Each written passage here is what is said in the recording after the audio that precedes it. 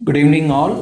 இன்றைய பதிவில் நாம் பார்க்க இருக்கிறது சமீபத்தில், அதாவது ஜூலை மாத வெளியீடான த கேரவான் மேகசினுடைய கவர் ஸ்டோரி ஆர்எஸ்எஸ் பற்றினது.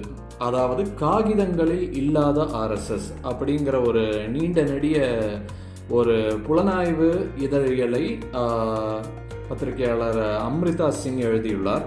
அதை குறித்தான ஒரு சின்ன ஒரு மேற்கோளை நம்ம பார்க்க இருக்கிறோம்.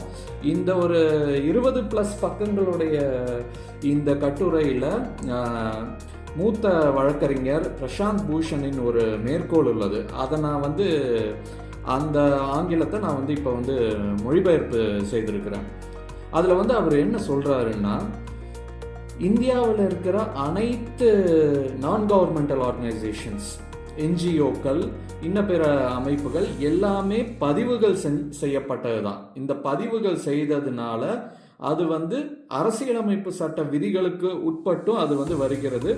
அது நாளைக்கு ஏதாவது தவறுகள் இழைக்கும் போது கவர்மெண்ட் அதை கேள்விகளுக்கு உட்படுத்துது. ஆனால் இந்த ஆர்எஸ்எஸ் பொறுத்தவரையும் அது இன்றைய வரைக்கும் அது ஒரு பதிவு செய்யப்படாத ஒரு சுயாதீன அமைப்பாக அது செயல்பட்டுக்கிட்டு வருது. அதுக்கு ஒரு ரெஜிஸ்ட்ரேஷன் இல்லை, எங்கேயும் லீகாலிட்டியாக அதுக்கு எந்தவித ஒரு கேள்வியும் யாரும் கேட்க முடியாது.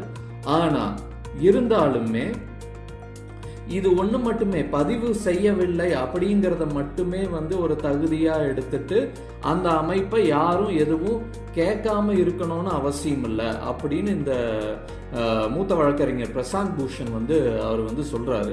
இது ஏதோ 2014க்கு அப்புறம் நரேந்திர மோடியின் ஆட்சி இல்லை, அதுக்கப்புறம் தான் இந்த நிலையான்னு கேட்டால் இல்லை. அதுக்கு 2-3 தசாப்தங்களாகவே இந்த நிலை தான் தொடருது. இதுக்கு முன்னாடி இருந்த காங்கிரஸ் ஆட்சிகள்லையுமே இந்த அமைப்பு, இந்த ஆர்எஸ்எஸ் அமைப்பு எல்லாவித அரசு இயந்திரங்களுடைய கேள்விகளிலிருந்து தப்பித்து வருகிறது.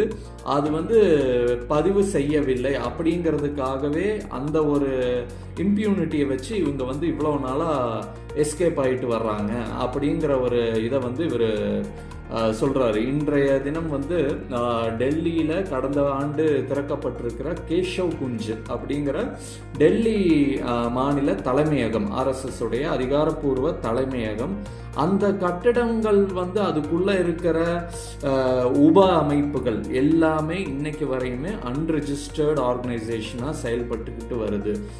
அங்கே இருக்கிற ஒரு ஆர்எஸ்எஸ்ஸின் நகர்வுகளை மிக கூர்ந்து கவனிக்கக்கூடிய ஒரு கண்காணிப்பாளர் அவர் சொல்கிறாரு, ஆர்எஸ்எஸ் அப்படிங்கிறது ஒரு பேய்.